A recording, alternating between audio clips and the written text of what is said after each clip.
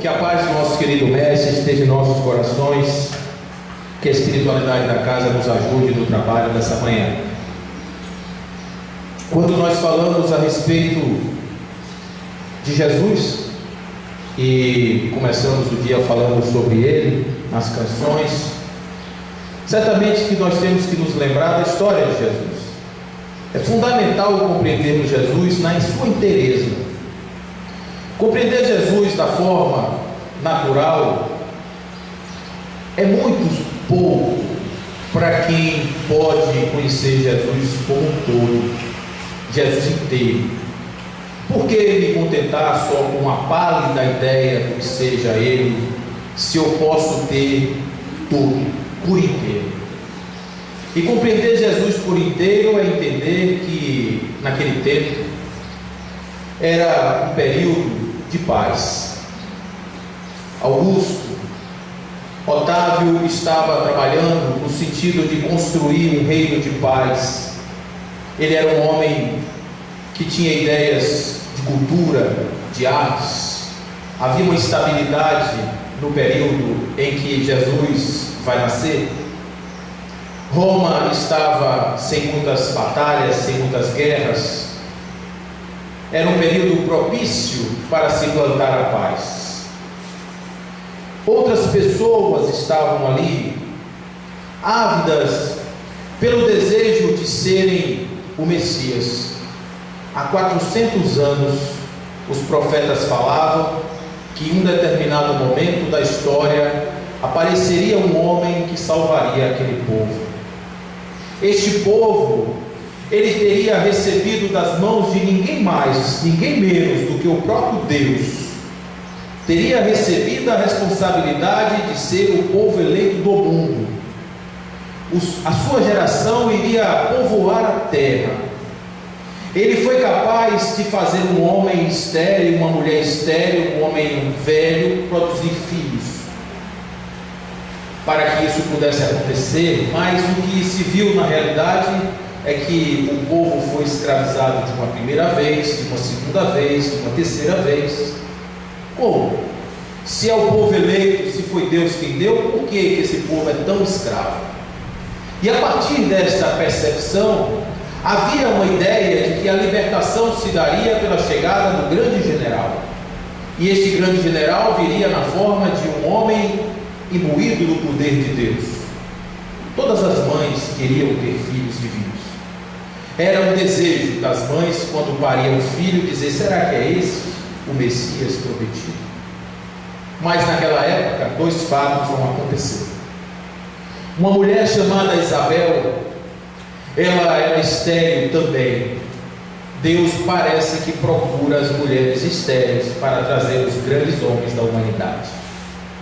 Primeiro, nós temos a figura de Ismael, o nosso grande mentor. Ismael, o pai do povo árabe, ele foi filho de Abraão com uma escrava chamada Agar. E em seguida, Jacó, que vai nascer a partir desta ideia, Isaac, que vai a partir de uma ideia de que a sua mãe teria um filho, e esse filho seria o pai do povo hebreu. Essa história mostra que neste período Isabel não podia ter filhos. Ela era esposa de Zacarias, um homem do templo. E Zacarias queria muito ter um filho, porque naquela época o homem casado não ter um filho era uma espécie de desmerecimento, era um descrédito. E ele pedia muito para que um dia lhe fosse dada a graça da paternidade. Um belo dia, ele está no altar dos Santos dos Santos. Esse altar era tão sagrado, que os sacerdotes que iam fazer a oferenda no altar, eles tinham que amarrar uma corda na cintura, porque ninguém mais podia entrar naquele templo. Quando eles entrassem, se lá dentro o pedido não fosse aceito, Deus podia matar aquele sacerdote. E ele tinha as cordas para poder, se por acaso Deus o fulminasse, ele ser arrastado lá de dentro sem que ninguém entrasse no templo. Era o santo dos santos. E esse homem está ali agora e ele ouve uma voz. Um anjo diz a ele que a sua mulher dará luz a um filho, que se chamará João. Este menino será aquele que vai endireitar as estradas, vai aplanar os terrenos e vai ser o protagonista da nova cena do Salvador que há de chegar. Zacarias pergunta uma pergunta que qualquer um de nós iria fazer: mas meu amigo, como é que eu vou ser pai e minha mulher vai ser mãe se ela é estéril? Você não está acreditando em mim, não é, Zacarias? Então eu vou fazer duas coisas com você. Uma coisa, Zacarias, eu vou tirar a sua voz, e a outra coisa, Zacarias, eu vou botar você para trabalhar com o Renato Aragão daqui a um tempo, lá nos Trapalhões. Zacarias fica mudo, e Zacarias mudo, ele só vai poder recuperar a sua voz quando a sua mulher tiver o filho. Ele volta para casa. Um tempo depois, a sua mulher engravida, e é uma grande expectativa. 6 meses de gravidez dessa mulher, e uma outra prima sua chamada Maria ou Miriam está grávida também de um filho improvável, porque Miriam não era casada, ou melhor, era casada, mas não tinha tido a oportunidade ainda de conhecer o seu esposo, como seria esperado em uma noite de núpcias. E Maria também está grávida depois do aviso de um anjo: você dará luz a uma criança que se chamará Yeshua. E esse menino, ele será uma luz para a humanidade. Maria estava numa situação complicada. Vocês imaginem Maria no ano 0, grávida, sem ter tido contato com seu marido. De quem é esse menino? A pergunta dos vizinhos. Não é verdade? A maldade ia dizer logo isso. Foi tamanha a maldade daquele povo que Maria teve que fugir de casa. José, seu esposo, era um homem velho, a abandona, e ela então vai para a casa de Isabel. Isabel está grávida de 6 meses. Quando Maria adentra a casa de Isabel, a barriga de Isabel faz um vaticum, balança para cá, para lá, para todo lado, e o menino diz assim: olha, minha mãe, quem chegou aí, nos gestos de neném. E ela diz então para sua prima: bendita sois vós entre as mulheres, e bendito é o fruto do seu ventre, que o meu filho foi capaz de reconhecer. Ali há um grande primeiro encontro entre duas almas: Yogaraham ben Zacarias e Yeshua ben Yosef estavam se encontrando pela primeira vez. Maria vai ter esse menino. Uns dizem que foi em Belém, outros afirmam que foi em Nazaré. Começa a se contar a história de um nascimento. Ele teria nascido numa manjedoura, no meio de animais e de pastores. Teria sido visitado por 3 magos, que teriam lhe trazido ouro, incenso e mirra, para que ele pudesse, com esses recursos, o pai poder ir ao Egito, fugindo da ira de Herodes, que mandaram matar as crianças que tinham até 2 anos de vida, porque ali estava, no meio dessas crianças, um rei, o rei dos judeus. Como o rei dos judeus, se o rei dos judeus sou eu, o grande Herodes? Os fatos históricos, eles estão hoje contrários a essa história. Eles dizem que Jesus de fato nasceu em Nazaré, talvez antes do ano 0, entre o ano 4 e o ano 7 antes de Cristo, por conta da era de Herodes o Grande, por conta da datação de alguns episódios que são narrados nos evangelhos, que ocorreram antes da data 0. Mas isso muda nada. O fato de Jesus ter nascido em uma manjedoura ou uma casa, um hospital. Pouco. O que importa é que ele nasceu. Ele nasceu, e quando ele estava ainda pequeno, é contada a história de que Lucas conta que ele esteve no templo, e lá um homem chamado Simeão diz que aquele menino vem para a alegria e contradição de muitos, mas uma espada lhe transpassará o peito. E isso, para a mãe ouvir isso, é uma primeira dor, a dor de imaginar o seu filho morto. Essa mãe está ali agora sofrendo na perspectiva de perder o seu filho. Mas Jesus cresce em sabedoria, e quando ele completa 30 anos, ele vai se reencontrar com o seu primo, que agora está morando no deserto. O tempo inteiro, Iocanaan, agora chamado de João, porque o seu nome certo seria Zacarias, mas quando a mãe diz não, o nome dele é João, o pai confirma que o nome é João, Zacarias volta a falar, e ele fica João. João, filho de Zacarias, mas nessa época ele é conhecido como João, o mergulhador, porque ele mergulhava pessoas no rio, para que essas pessoas fossem mergulhadas como os homens velhos, e emergissem de lá como homens novos, pessoas recuperadas na sua condição existencial. Neste dia, aparece na fila um homem diferente, e João toma um susto. Certamente o conhecia, porque eles conviveram bastante juntos, e diz a ele: sou eu que tenho que ser batizado por você. E ele disse: não faça isso, porque minha hora ainda não chegou. A partir daí, Jesus vai para o deserto, e lá no deserto ele vai se encontrar com os seus próprios desejos. Diz o Evangelho que depois de 40 dias ele teve fome. Gente do céu, vocês se já imaginaram no deserto 40 dias sem comer? Eu teria fome em 5 minutos. Se eu não levasse uma barrinha, eu ia passar mal. 40 dias e 40 noites ele teve fome. E o que é natural você ter fome? Pedir comida. E aparece a sua vontade e diz: se você tem poder, transforme as pedras em pão.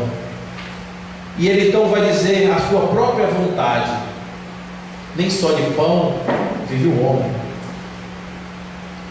E aí aquela vontade que está ali agora, ele humilhado no deserto, sozinho, abandonado, e ele vai dizer: eu poderia estar em outro lugar. Talvez, se eu me jogasse do alto da torre, os anjos iriam me sustentar, conforme está nos Salmos. Não tropeçarás em nenhuma pedra, e os anjos haverão de te sustentar pelos pés. E ele diz: não tentarás o Senhor teu Deus, porque vai lá que nesse dia Deus está fazendo outra coisa e não me segura pelos pés. Na sua terceira vontade, ele tem ainda um anseio humano, e ele diz assim: eu vou voltar e vou dominar toda a terra com o meu poder. Mas depois de tudo isso, ele diz: eu não vou me submeter a isso, porque simplesmente eu só devo satisfação ao meu Pai que está no céu. Essas 3 tentações de Jesus, que são colocadas como tendo sido feitas pelo demônio, o demônio precisaria ser muito ingênuo para vir com 3 perguntas tão bobas para um homem tão capacitado quanto Jesus. Ali é a própria vontade e a transformação do homem, mostrando 3 coisas. Primeiro, o desapego das coisas da carne, do pão. Depois, a vaidade de não querer ser o rei de todas as coisas. E depois, a humildade de saber que, apesar de ter um pouco mais do que os outros, ele ainda era o menor sobre a terra.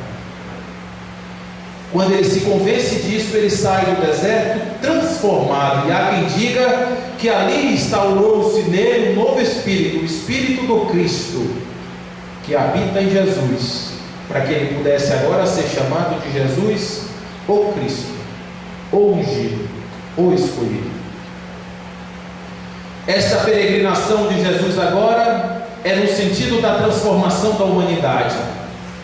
E conta que ele está na beira do templo, e chega um soldado romano de nome Haná, e diz: o que está fazendo aqui, peregrino?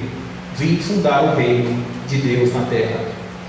Como assim fundar um reino? Onde estão os seus soldados? Os meus soldados estão em toda parte. De todos os lugares eles virão. Eles serão os coxos, os estropiados, os famintos, as prostitutas, os bandidos, todos os doentes que precisarem de médico terão por mim a minha ajuda. E a partir daí esse homem vai dizer: mas como pode do lodo sair uma estátua? Ele diz: não existe absolutamente nada mais duro e resistente do que a fé, e não existe buril mais poderoso do que o amor, do que a vontade, do que a determinação. Este homem não tem palavras para contestar tamanha sabedoria e vai embora para a Torre Antônia, que era um quartel que foi erigido por Roma, abeirado ao templo, que tinha 500 soldados. Este homem vai à beira do rio, volta para a sua terra, e ele está ao encontro de homens comuns, como qualquer um. E lá está um casal, 2 homens, ali, irmãos, e eles estão juntos pescando, uma atividade empresarial. O seu nome Simão e o outro André. Eles estão acostumados com as redes, com os peixes, com a vida dura, com a ignorância. Mas aparece um homem na beira do lago e diz: se vocês vierem comigo, eu os transformarei de pescadores de peixes em pescadores de homens. E esses homens, por algum motivo, acreditam nele e o seguem. Mais adiante, um outro homem chamado Zebedeu está com 2 filhos, pescando também. Um se chamava Tiago e o outro se chamava João. E esses 2 também o seguem. E daí vão se juntar Felipe, Bartolomeu e todos os outros, Judas, formando um time de 12 pessoas, que seriam os 12 reis das tribos de Israel, os refundadores do reino divino na terra. Mas observe que, a exemplo do exército de Brancaleone, eles estão trazendo os mais improváveis seres para fundarem o reino. Onde seria o lugar certo de buscar? Entre os fariseus, certamente, porque os fariseus conheciam a lei e os profetas. Os saduceus, talvez buscar entre os mais velhos, os mais sábios, mas não servia. Tinha que ser gente do povo, tinha que ser o mais improvável ser. Não podia ser simplesmente um homem que estava ali aparecendo como já transformado. Tinha que ser alguém que pudesse ser transformado a partir do tempo. A proposta de Jesus para os seus discípulos não era uma proposta de poder. Ele não prometia nada a esses homens, ao contrário, ele tirava deles. Ele tirava deles toda a ostentação, tirava deles a possibilidade deles serem homens do povo como o povo. Eles agora tinham que ser homens de Deus, e eles tinham que tirar a túnica, tirar as sandálias, tirar todas as vestimentas e se transformarem em homens comuns. Comuns e simples eles já eram, mas agora eles tinham que ser mais do que simplesmente homens. Eles tinham que ser almas iluminadas. Um grande desafio. E a partir daí Jesus começa a explicar esses homens a partir de parábolas. E essas parábolas, elas eram difíceis de serem entendidas. E toda vez uma parábola era muito difícil, os discípulos perguntavam a ele: mestre, o que você quis dizer com o joio? O que você quis dizer com o trigo? O que você quis dizer com a figueira?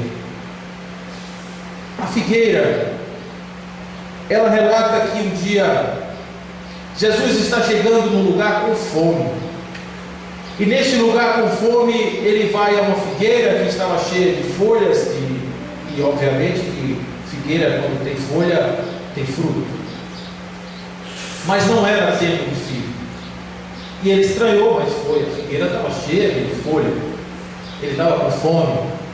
Quando ele chegou lá, que ele abriu a figueira, não tinha nenhum figo. Aí ele olha para a figueira e diz: figueira, que ninguém mais coma fruto de ti. No dia seguinte, quando eles vão saindo, Pedro diz: mestre, olha ali a figueira que tu amaldiçoaste. E ele vai falar sobre a fé. Mas obviamente que essa parábola ela é um combo, ela é um 2 em 1.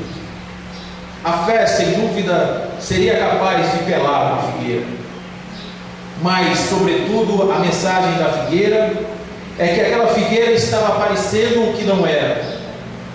Aquela figueira estava se mostrando algo que não era. Ela estava se mostrando uma árvore frondosa e frutificada, quando na verdade ela não tinha nenhum fruto.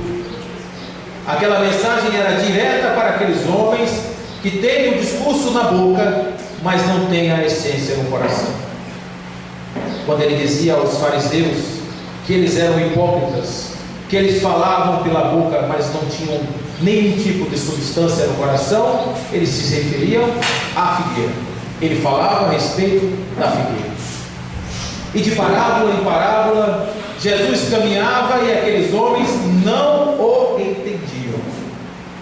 Eu pergunto a cada um que eu conheço, eu digo: gente, imagine que nós tivéssemos aqui hoje a oportunidade de vivermos ao lado de Jesus. Hoje talvez fosse mais fácil para a gente compreender as coisas, mas para aquele tempo ele era muito moderno, ele era muito diferente. Então era natural que aqueles homens tivessem dificuldade de entender a sua mensagem, mas ele não desistia deles. Ele dizia: homens de pouca fé, até quando eu vou lhes aturar? Ele perdia a paciência, porque era demais, tamanha ignorância dos homens. Mas ele persistia, porque ele sabia que no fundo, ele estava trazendo uma mensagem. Jesus dizia uma coisa que João explica muito bem. Jesus falava a respeito de uma transmutação do homem. Ele falava de uma mistura do homem com Deus. Ele dizia: Deus está em mim, e todas as obras que faço através do meu Pai que está em mim. Se você acredita no que eu faço, você acredita no meu Pai que opera através de mim. Ele era um canal da essência divina sobre a terra. Então, a partir dessa proposta, ele dizia a todos aqueles que estavam com ele, que se os homens tivessem fé e acreditassem, eles poderiam fazer tudo o que ele fazia e muito mais.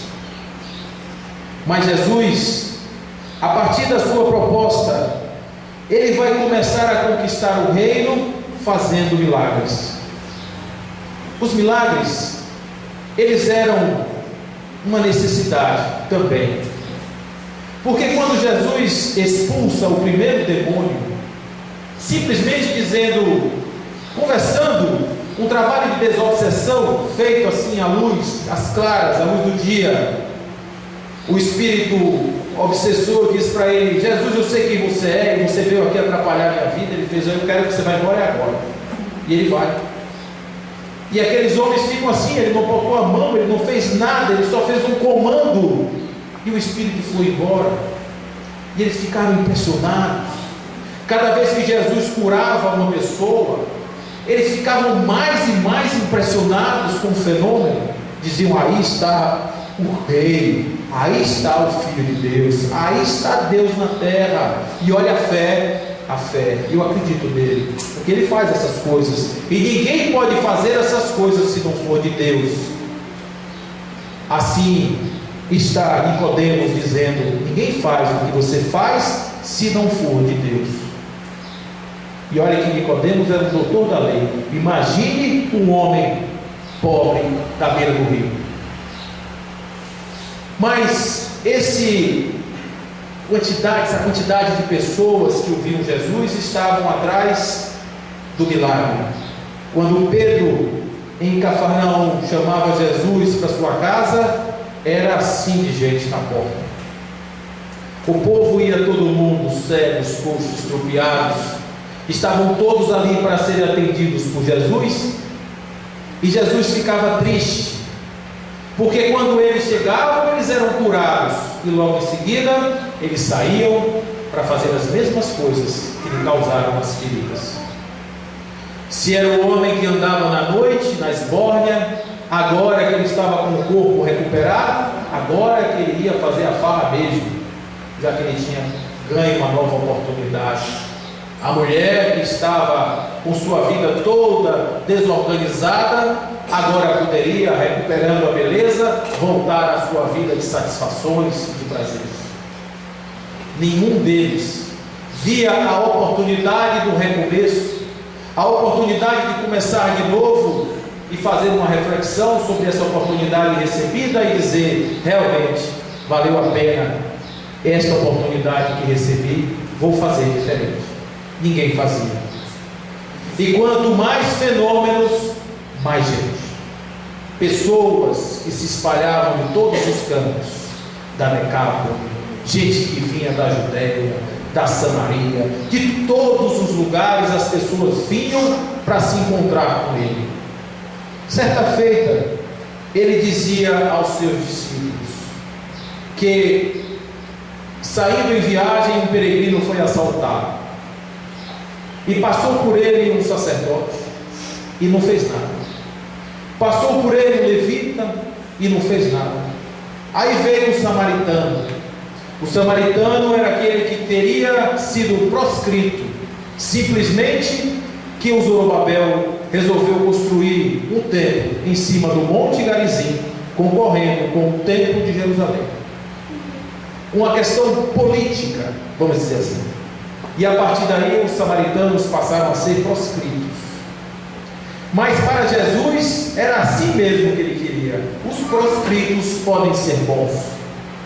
E nesse momento o samaritano encosta no homem, leva uma estalagem, paga todas as despesas, resolve todos os problemas materiais e depois daí simplesmente vai embora.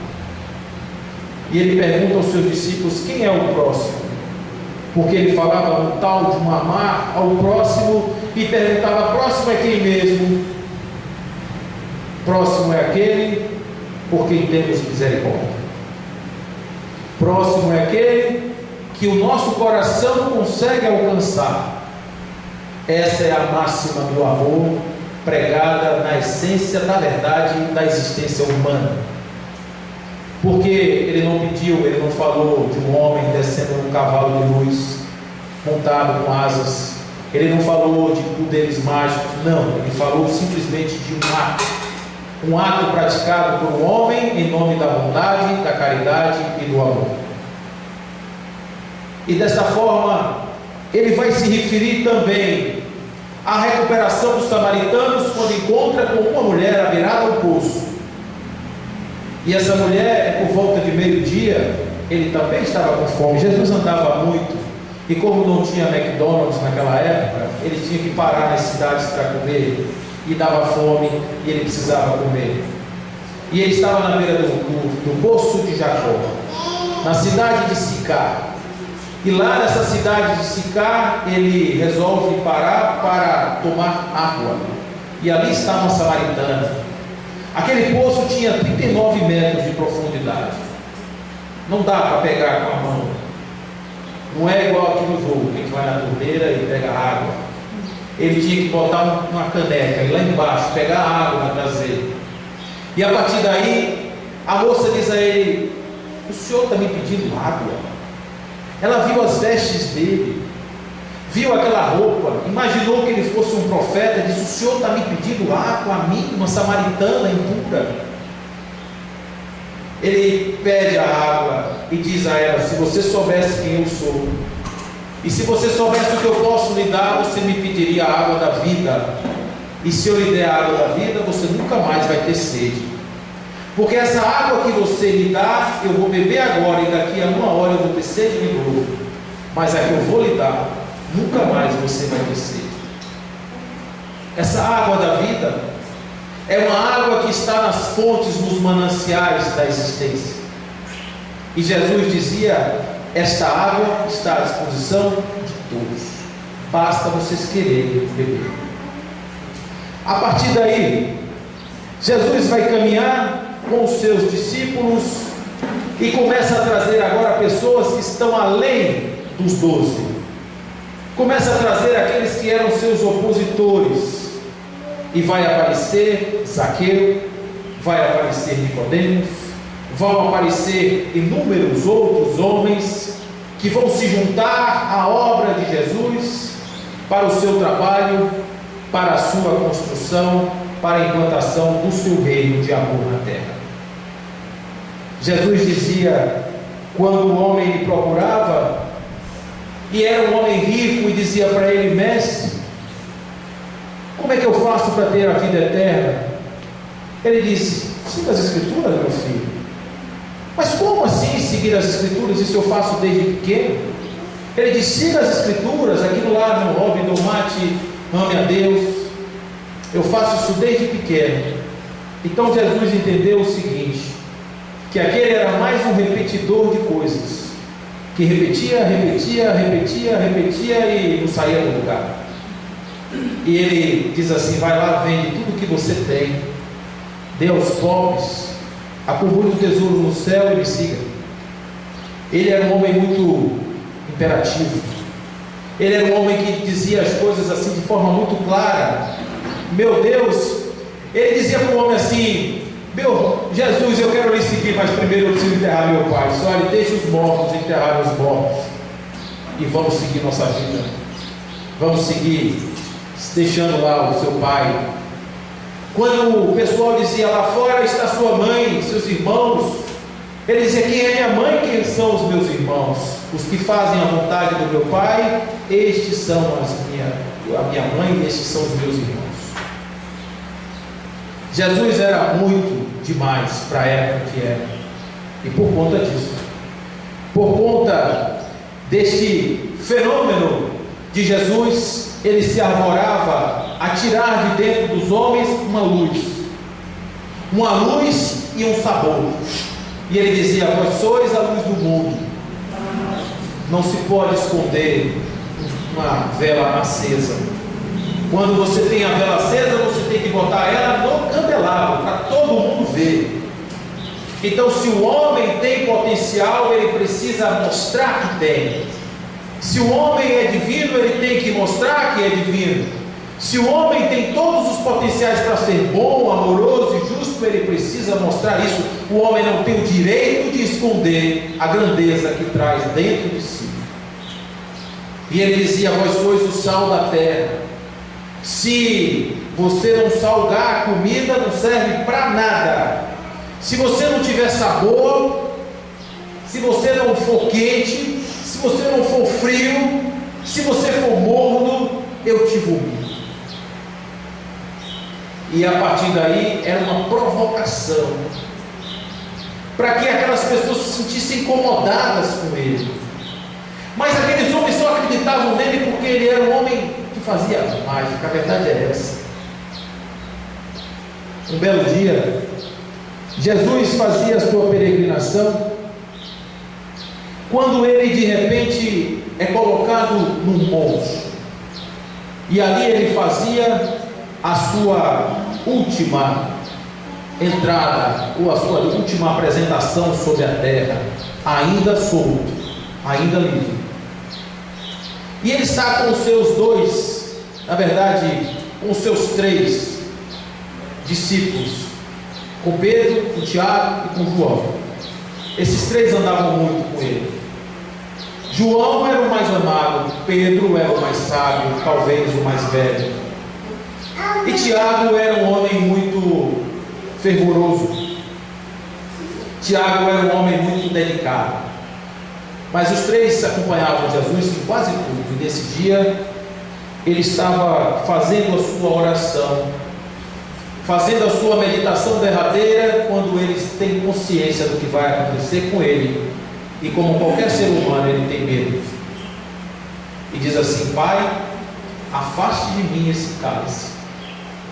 Mas na mesma hora ele cai em si e diz: mas que seja feita a sua vontade, não a minha. Ele está se preparando para ir embora. Quando chegam os soldados, abeirados de um homem chamado Judas, que teria vendido por 30 moedas a liberdade daquele homem, por uma única razão. Quando Judas vendeu Jesus, vendeu porque Jesus parecia para Judas ser o libertador, o general, o homem forte, o que iria soltar o povo e trazer a liberdade. Mas Judas não compreendeu que a liberdade que Jesus trazia era a liberdade de dentro para fora e não de fora para dentro.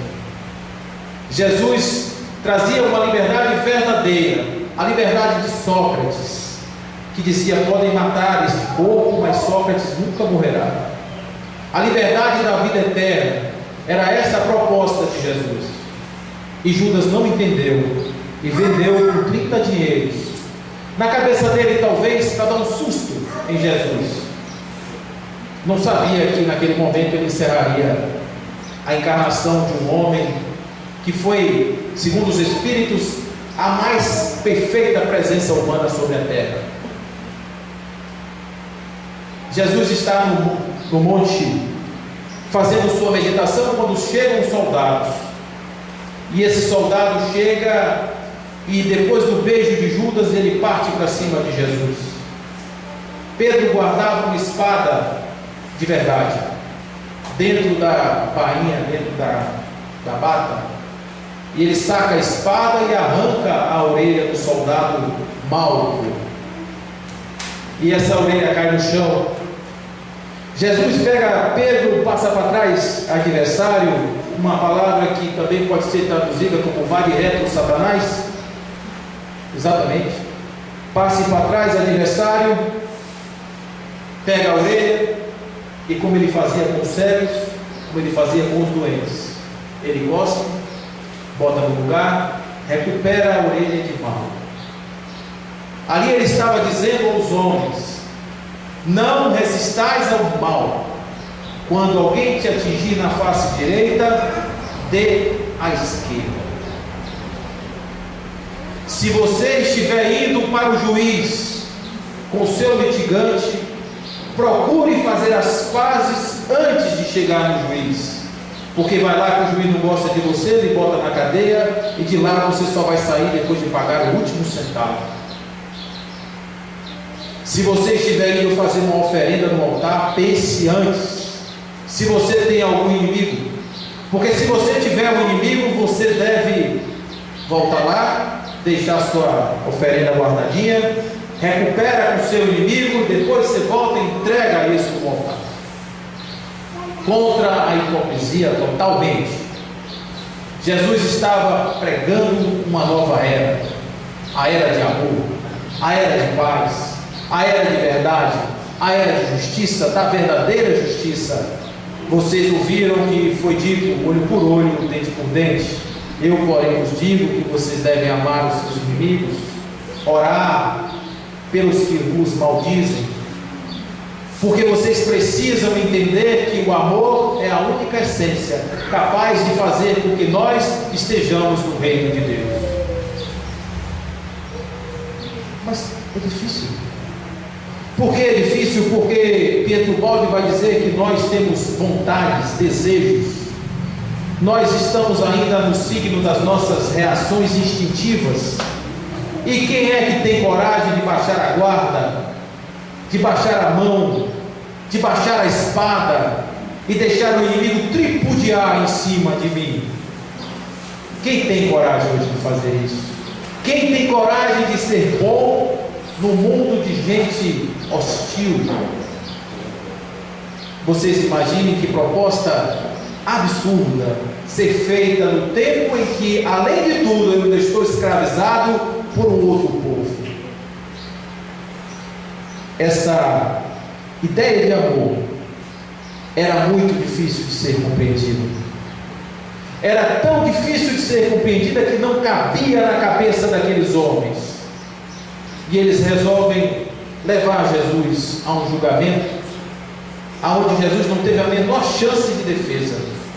Aliás, ele nem se defendeu, porque era tamanha a imbecilidade das perguntas que lhes eram dirigidas, que ele simplesmente se dava o luxo de não responder, dizer: não vou responder, e ficar calmo, mesmo sabendo que dentro de poucas horas ele estaria morto. Mas quando Jesus foi preso, aconteceu um fenômeno que não tem nada de mediúnico nem espiritual. Os seus discípulos foram todos embora. Por que foram embora? Porque eles acreditavam que aqueles milagres deveriam vir de um homem divino, que ali estava um homem com tanto poder que, se ele levantasse a mão, os soldados cairiam no chão.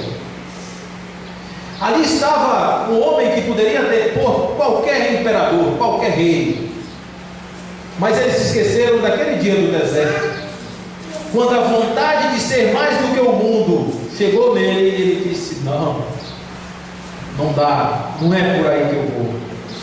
Ele já tinha negado isso no deserto. Se ele não tivesse negado isso no deserto, talvez ele tivesse levantado a mão, derrubado os soldados, deposto os reis. Mas ele abriu mão disso, porque se ele fizesse isso, ele não podia dizer nunca mais para ninguém: dê a outra face quando você for atingido em um lado, dê o outro. Nunca mais ele poderia dizer isso. Ele foi o exemplo do que disse.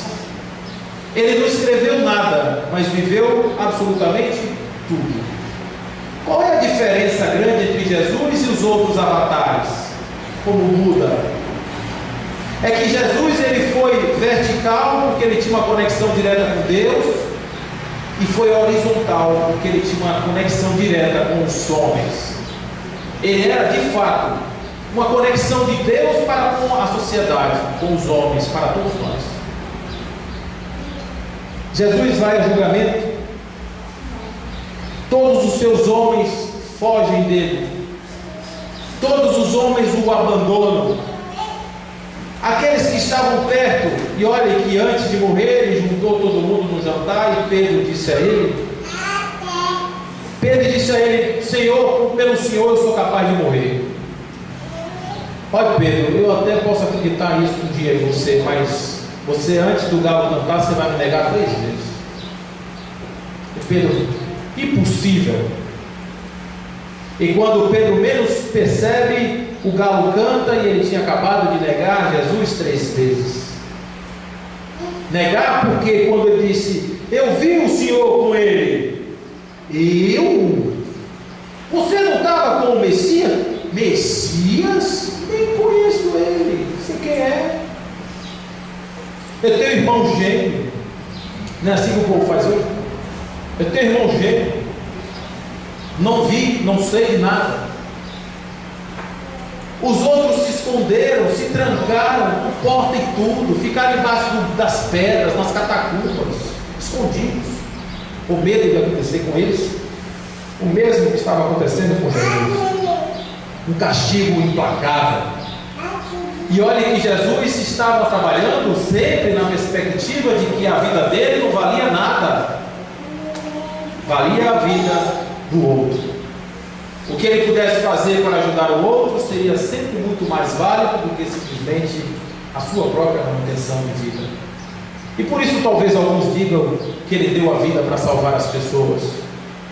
Mas na verdade Jesus foi morto brutalmente pela nossa ignorância. Porque quando acabaram os fenômenos, quando acabaram os efeitos mágicos, a humanidade se desinteressou de Jesus. Ninguém foi capaz de brigar por ele, de lutar por ele. Entregaram esse cordeiro para ser imolado em praça pública, covardemente. lhe botaram uma coroa de espinhos na cabeça, um manto sujo, e ainda lhe cobriram de surra, de porrada.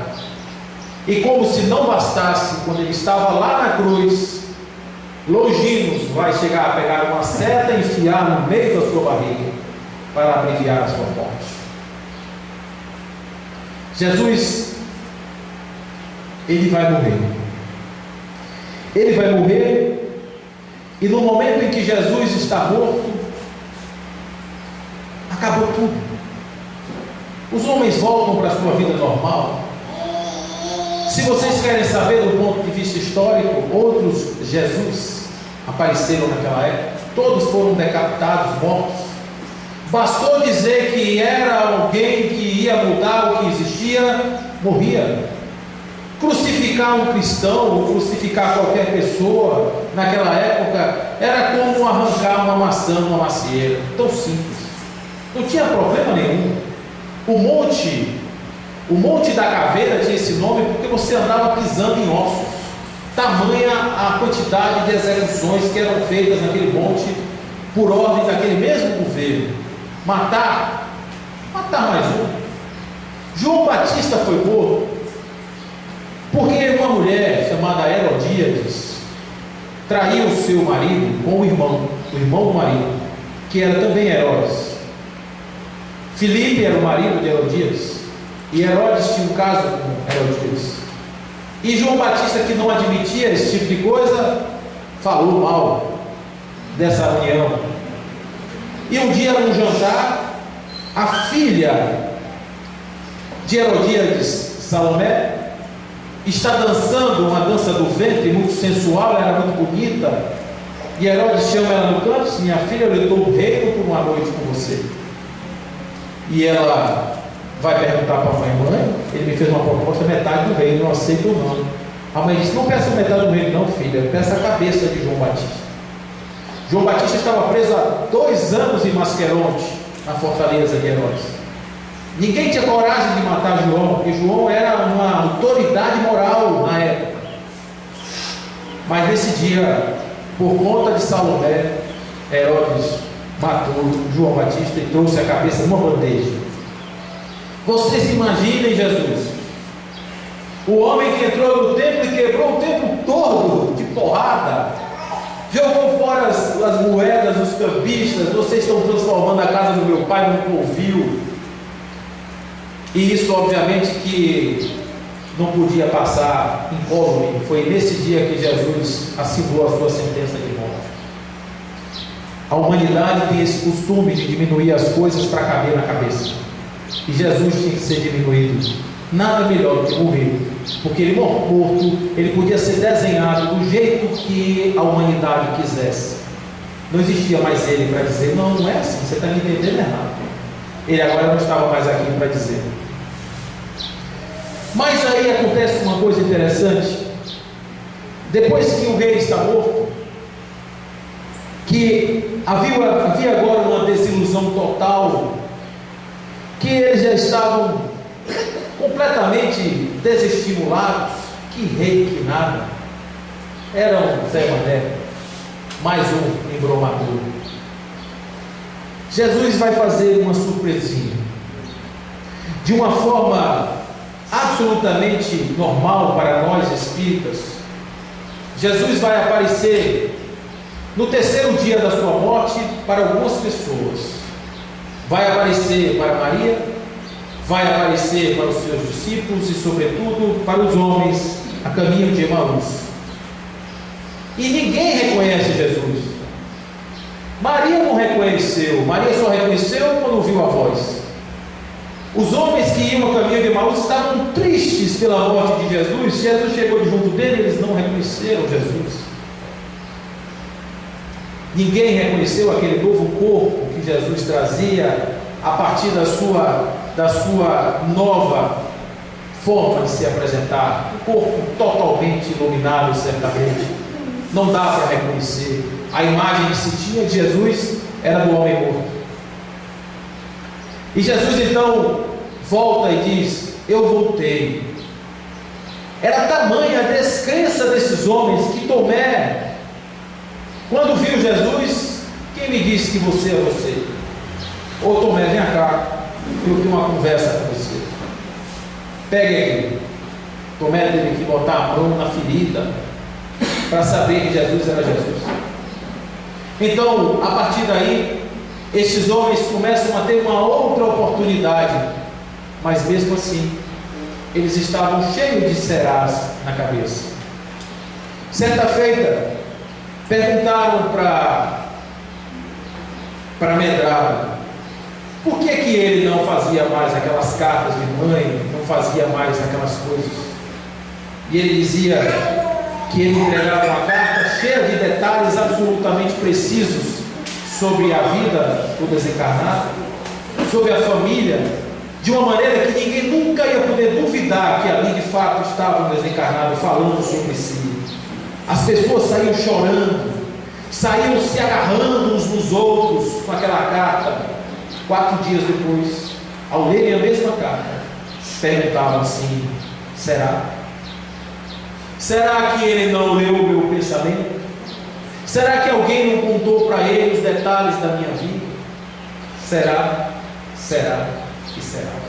Aí precisava de quê? Um reforçozinho no fenômeno, para que ali pudesse de novo acontecer aquela crença de 4 dias. E depois de 4 dias, outro será. Não dá, gente. A humanidade vive cerca de 100 anos, quando muito feliz. Então, para sustentar essa fé que dura 4 dias, Jesus ia ter que durar quantos anos? 2000, né? Porque toda vez que nossa fé caísse, a gente procurava um ônibus, ia lá onde ele estivesse, olhava para ele e disse: não, ele existe, realmente, eu tenho que repensar a minha vida. Mas Jesus então volta para sua casa e ele vai ter uma conversa com seu pai, e o pai vai dizer a ele: e aí, filho, você conseguiu transformar aqueles homens? Ainda não, meu pai. Eles ainda têm dúvida, eles ainda acham que eu não sou o que eu sou, eles ainda acham que o senhor não é o que o senhor é, eles ainda acham que eles não são o que são.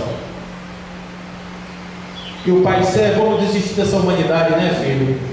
Vamos mandar um dilúvio de novo, como eu já fiz outra vez, passei a régua. E ele diz assim: meu pai, eu não queria desistir não, o senhor me permite voltar lá mais uma vez? Eu agora queria levar um poder mágico. Eles gostam de mágica, eles gostam de circo, eles gostam das coisas, eu vou levar um poder mágico. E nesse dia ele pegou, tinha mais ou menos aí por volta de umas 150 pessoas reunidas, e ele resolveu barbarizar. Aí veio o raio, trovão, barulho, luz, tudo que é lá, fumaça, tudo que vocês puderem imaginar. E aí de repente aqueles homens que eram homens comuns começam a falar línguas que eles não conheciam, fenômenos de xenofobia. Eles começam a se expressar. Estavam ali árabes, outros homens de outros lugares, que falavam outros idiomas e que eles se entendiam todos. E aí eles disseram: eles estão bêbados, porque eles estão cheios de mosto. Mosto era uma espécie de bebida. Eles estão bêbados. E Pedro se levanta e diz: eles não estão bêbados, eles estão cheios de Espírito Santo. No dia de Pentecostes, verdadeiramente é o dia em que Jesus consegue convencer afinal os seus discípulos de que eles eram homens transformados. Foi através de Pentecostes que Jesus de fato veio e trouxe essa mensagem definitiva para a humanidade. Pedro sai com Tiago e vai para a beirada do templo. Num portão chamado Formosa, havia ali um homem que há 30 anos era um aleijado.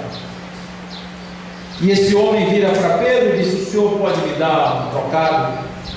E Pedro vai dizer a ele: eu não tenho ouro, meu irmão, não tenho prata, não tenho nada, mas o que eu tenho, eu lhe dou. Se levante. E o homem se levanta. Se levanta e é curado ali naquele momento. Pedro deve ter tomado um susto, Porque quando Jesus pediu a ele para andar em cima da água, ele até deu uns 3 passinhos, mas quando ele deu o quarto, ele chegou e disse assim: será? E afundou. E Jesus então pegou ele pela mão e botou de volta no barco. Dessa vez ele não tinha mais Jesus, dessa vez era ele por ele mesmo. E ele vai e pega, e não tem mais será. A sua fé agora foi capaz de curar um doente de 30 anos. Jesus realmente fez uma transformação desses homens. Jesus realmente fez uma transformação em si mesmo, sob o signo de um amor, sob o signo da sua proposta libertadora de amar incondicionalmente. Mas ele precisava formar uma célula de amor. Ele precisava que esses homens se amassem incondicionalmente. Esses homens vão caminhar e à beira do caminho vão construir uma casa, a casa do caminho, a casa que recebia a todos os doentes, estropiados, todos caídos. Nessa casa vai passar Estevão. Nesta casa vão passar todos aqueles que não tinham mais Jesus e que buscavam consolo para a sua alma. Estavam ali agora na casa do caminho. Vai aparecer um homem chamado Paulo, e Paulo resolve levar a mensagem de amorosidade de Jesus para o mundo, a contragosto de Tiago e a contragosto de Pedro. Eles queriam uma religião para os judeus, e Paulo queria a religião para o mundo. E eles vão tomar pedrada, eles vão tomar cusparada. Nós falamos ontem sobre vários exemplos, deixando Paulo para hoje, o de verdade. Paulo, ele era um sacerdote do templo, ele era um fariseu, um doutor da lei. E Paulo foi, em um determinado momento, ele se encontrou com Jesus na entrada de Damasco, e ele fez a mesma transformação que os 12 fizeram, largando tudo para viver a essência daquela verdade. Paulo, diferentemente de Pedro, diferentemente de Mateus, diferentemente dos outros, Paulo encontrou-se com Jesus de luz. E ele, com este Jesus de luz, ele apresentou ao mundo a força que esse homem poderia ter quando a fé na sua existência pudesse realmente nos empoderar, para que nós pudéssemos nos transformar em pessoas diferentes. Paulo se transformou em discípulo, foi apedrejado, e quando Paulo volta para Roma para ser morto, o soldado está com pena de matar Paulo, está com pena de arrancar sua cabeça. Ele diz: soldado, cumpra o seu trabalho, porque o meu eu já acabei. E ele vai tomar 2 espadadas no pescoço para morrer. Pedro foi morto. Ele disse que morreria com Jesus e foi morto. Mas quando ele ia ser crucificado, ele disse: eu não quero ser crucificado de pé, eu quero ser crucificado de cabeça para baixo, porque eu não sou digno de morrer como Jesus morreu. E ele é crucificado de cabeça para baixo. Os outros foram decapitados, esfolados vivos. O único que não morreu por uma morte matada foi João. E olha que João, segundo conta o Evangelho, chegou a ser fervido no caldeirão de azeite, mas de alguma forma ele conseguiu sair dali dentro. Estes homens todos deram seu testemunho, e depois dele uma comunidade inteira começou a dar sua vida com Jesus. Os homens morriam cantando, eles iam para o meio lá do salão, os leões comendo e eles cantando, sorrindo, satisfeitos, alegres.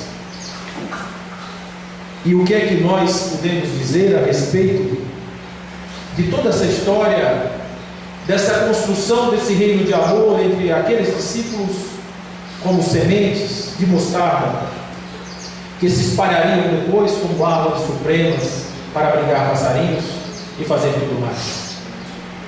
O que nós podemos dizer e transpor isso para o nosso movimento espírita? trazer isso para a nossa realidade e dizer que nós ainda estamos esperando pelos fenômenos, os fenômenos da mediunidade, os fenômenos do encontro com o mundo espiritual através de cartas psicografadas, através de psicofonias, através de materializações, através de quadros. Nós ainda estamos muito presos à questão do fenômeno, da mesma forma que aqueles discípulos. Nós estamos ainda desempoderados dessa possibilidade de nós sermos verdadeiramente discípulos e transformarmos a sociedade a partir de tudo que nós ouvimos falar a respeito de Jesus e dos Espíritos. Será que nós não estamos ainda negando a nossa fé? E essa fé que nos é convidada hoje não é mais aquela fé daquela esperança numa coisa que eu não sei. É uma fé raciocinada, é uma fé da compreensão no verdadeiro significado de todas as coisas, onde a gente possa entender verdadeiramente o significado de Jesus, o significado dos fenômenos, o significado das casas espíritas. Estamos aqui, meus irmãos, para revivermos a casa do caminho, revivermos as primeiras aglomerações dos homens que trabalharam para disseminar a Boa Nova. Nós estamos aqui na função de peregrinos. Nós somos os 500 da Galileia. Nós somos aqueles que estamos hoje de posse do conhecimento da doutrina espírita e do Evangelho, para que possamos tirar as pessoas do desestímulo da vida, para que nós possamos pregar verdadeiramente o amor. E aí, a recomendação que nos é dada pelos Espíritos é: espíritas, amai-vos, eis o primeiro mandamento, instruí-vos, eis o segundo mandamento. Em consonância com o que Jesus diz: amar a Deus, ao próximo, a si mesmo, como eu vos amei. Eis aí todas as leis, eis aí todos os profetas. Refletir sobre a importância do nosso movimento, o nosso papel como ceareiros da obra de Jesus, nos tirar da passividade de vir simplesmente ouvir algumas palavras, refletir alguma coisa, mas como aquela morte de Jesus, depois de 2 dias eu volto a pescar, a viver a minha vida normal, a ter os mesmos pensamentos, as mesmas dúvidas, para então tomar uma outra injeção e nunca agir. O papel e a finalidade de Jesus foi simplesmente mostrar que os seres humanos são capazes de fazer a sua própria transformação. Se ele fosse para mandar mensagem, ele usava João Batista. João, diz aí o sermão da montanha para esse povo, e diz que foi eu que mandei. Mas ele era a palavra, ele precisava viver, ele precisava mostrar, ele precisava experienciar. Então o convite que Dr. Bezerra de Menezes nos faz em todas as correspondências é que nós estejamos unidos no propósito da transformação da humanidade, do mundo de regeneração, que nós sejamos os trabalhadores da última hora, que nós sejamos os ceareiros que vamos plantar e depois vamos colher, vamos ajudar a semear esta terra de amor e de paz. Mas para fazermos isso, é importante que aqui dentro nós semeemos o amor entre nós. É importante que nós sejamos o exemplo para que a humanidade nos veja e diga que naquela casa as pessoas se transformam de verdade, que naquela casa as pessoas vivem a essência da mensagem de Jesus. Só assim nós teremos condições de honrá-lo e dizer a ele que ele veio e que foi muito bom ele ter vivido entre nós. Infelizmente não o compreendemos, mas graças a Deus a sua mensagem perdurou para que 2000 anos depois pudéssemos pensar ele com tanto amor e com tanta clareza. Jesus está presente em nossas vidas em todos os dias, em todos os momentos, em todos os momentos que nós pensamos nele. Pensar que ele morreu por nós é uma covardia, mas pensar que ele nasceu e existiu para que nós pudéssemos hoje compreendermos o que é ser humano, isso sim é que dá a verdadeira grandeza de Jesus. O Jesus homem, filho de Maria, filho de José, irmão de todos nós, pai de ninguém, filho único não, porque somos todos filhos de Deus. Ele jamais disse que era um filho único.